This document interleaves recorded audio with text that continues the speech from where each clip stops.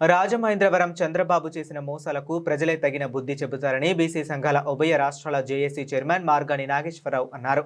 గురువారం Rajahmundry city విల్పురం Margani ఎస్టేట్స్లో YSR Congress party అధ్యక్షులు మాజీ ముఖ్యమంత్రి వైఎస్ జగన్మోహన్ రెడ్డి ఆదేశాల మేరకు వైఎస్ఆర్ కాంగ్రెస్ పార్టీ జాతీయ అధికార ప్రతినిధి మాజీ ఎంపీ మార్గాని భరత్రామ్ ఆధ్వర్యంలో చంద్రబాబు వెన్నుపోటుకు 2 ఏళ్లు రాష్ట్ర వ్యాప్త నిరసనలకు శ్రీకారంగా పోస్టర్ ఆవిష్కరణ కార్యక్రమం నిర్వహించారు.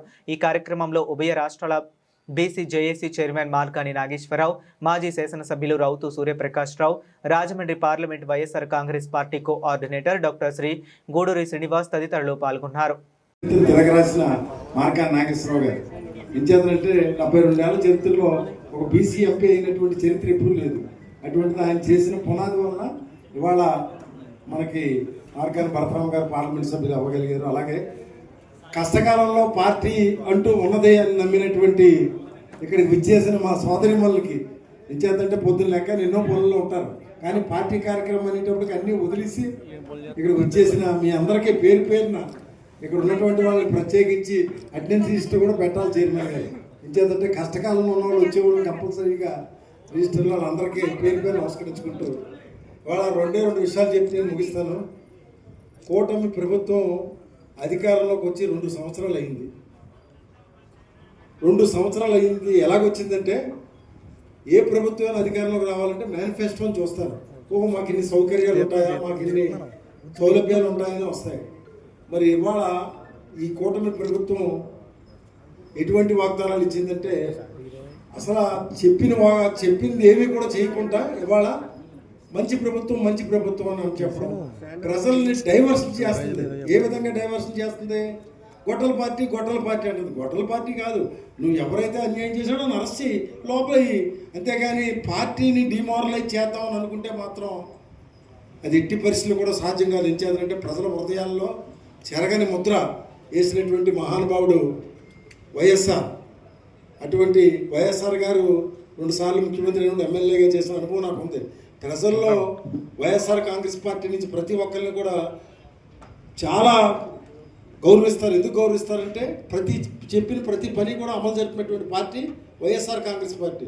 ఇవాళ మన జగన్మోహన్ రెడ్డి గారు అయితే బహుశా ఈ దేశంలోనే నాకు తెలుసుండగా రాజకీయంగా విద్యార్థి దశ నుంచి రాజకీయాలు అన్నాను. ఒక బైబిలు, భగవద్గీత, ఖురాన్ అని చెప్పినటువంటి దమ్ముల నాయకుడు ఎవరైనా ఉన్నాడంటే ఈ దేశంలో ఒక్క జగన్మోహన్ రెడ్డి గారు.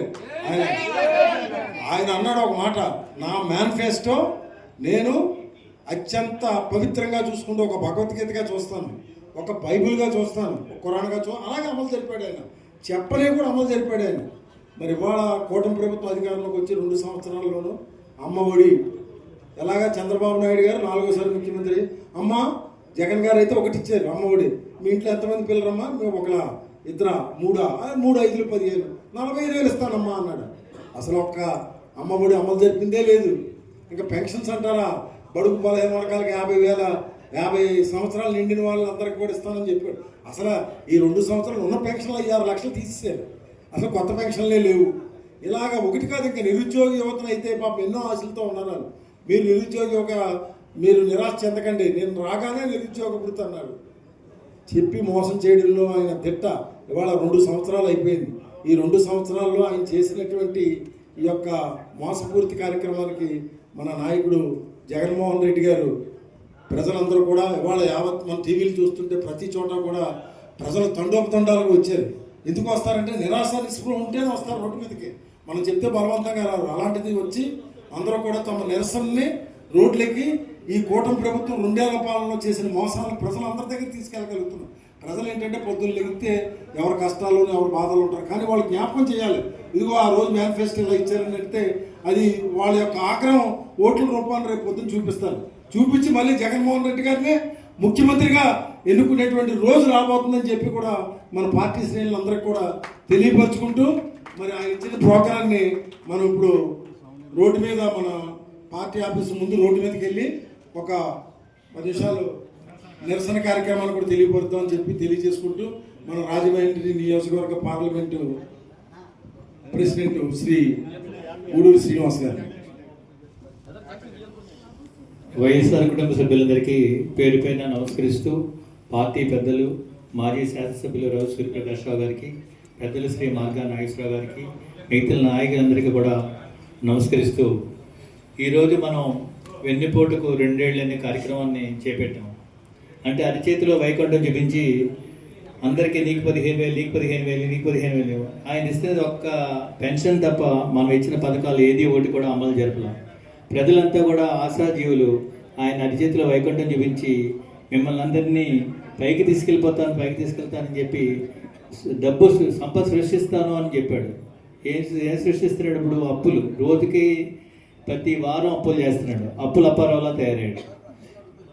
ఈ మరో విషయం ఏంటంటే, రాజధానిని పట్టుకుని అమరావతి రాజధాని లేకుండా చేశాడు జగన్ అని చెప్పి రాజధాని అమరావతి అని చెప్పి అక్కడ తెచ్చిన అప్పునంతా కూడా ఒక్క సంక్షేమ కార్యక్రమానికి కూడా ఉపయోగించకుండా అమరావతి పేరున వాళ్ళకి కావాల్సిన వాళ్ళందరికీ కూడా బినామీలను పెట్టి భూ దోపిడీ చేస్తున్న వ్యక్తి చంద్రబాబు నాయుడు. ఎప్పుడో ఆయనకి మెడకు చుట్టుకుని అమరావతి వల్లే ఆయన దిగిపోతాడు, అందులో ఎటువంటి సందేహం లేదు.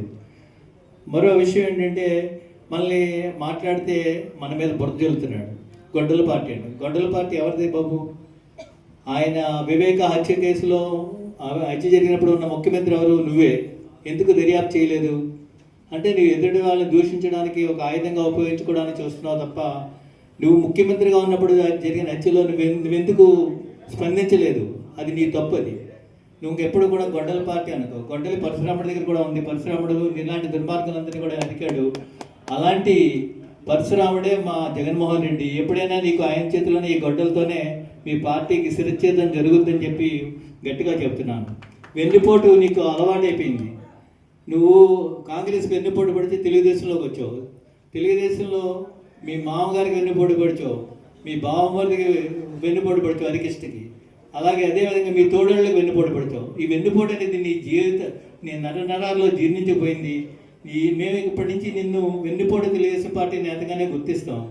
అసలు తెలుగుదేశం పార్టీ అనేది రామారావు గారితో అయిపోయింది. ఇప్పుడున్నది నీ చేతిలో ఉన్నది వెన్నుపోటు తెలుగుదేశం పార్టీ.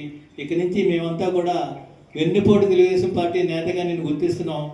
నీకు రానున్న రోజుల్లో నీకు పరాభవం తప్పదని చెప్పి హెచ్చరిస్తూ సర్వే జనాసుకున భవంతు.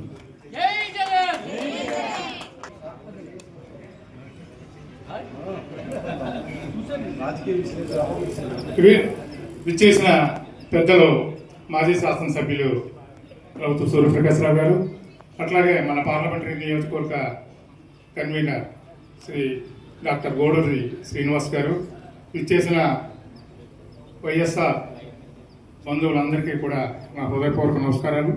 మీడియా వారికి కూడా నా అభినందనలు. మరి ఈరోజు మన కార్యక్రమం 2 ఏళ్ల పాలనకి వెన్నుపోటు అనే కార్యక్రమాన్ని చేపట్టాం. అంతేకాకుండా అలవిగాని వాగ్దానాలు చేసి ఒక మేనిఫెస్టోని విడుదల చేసి ఆ మేనిఫెస్టోలో ఒకే ఒక కార్యక్రమం, పెన్షన్ కార్యక్రమం తప్ప, అది కూడా 3 నెలలు పెన్షన్ మీకు ఎన్నికల్లో నెగ్గితే నేను ఇస్తానని చెప్పి ఒక ప్రలోభానికి గురి చేసి వృద్ధులందరినీ 75 లక్షల మంది వృద్ధులకు ఇచ్చిన పెన్షన్ను 3 నెలల పెన్షన్ పెంచి ఇచ్చి ఆ ఓట్లన్నీ దండుకున్న చంద్రబాబు నాయుడు ఈనాడు ఆ ఒక్క పెన్షన్ తప్ప మిగిలిన ఏ రకంగానూ కూడా వాగ్దానాలని, హామీల్ని అమలు చేయలేదు. అటువంటి చంద్రబాబు నాయుడు యొక్క పాలనకి వెన్నుపోటు చేసి 2 ఏళ్ళైన సందర్భంలో ఈ కార్యక్రమం చేస్తున్నాం. అందుకని ఆ ఇచ్చిన మేనిఫెస్టోని మనం దహనం చేసి ఒక నిరసన కార్యక్రమాన్ని చేపట్టాలని మనం మన అధిష్టానం నుంచి మన వచ్చిన పిలుపుని అనుసరించి మనం ముందుకెళ్తున్నాం. ఇది ఆ కార్యక్రమాన్ని మనం ముందుకు మన రోడ్డు మీదకి వెళ్ళి అక్కడ యాపిల్ బొమ్మన్న సెంటర్లో ఈ యొక్క కార్యక్రమాన్ని చేపడుతున్నాం. కాబట్టి మీరందరూ కూడా మన పెద్దలను అనుసరించి ముందుకు రావాలని, అలాగే మీడియా వారిని కూడా అది కవర్ చేయాలని కోరి ప్రార్థిస్తున్నాం. జై జగన్.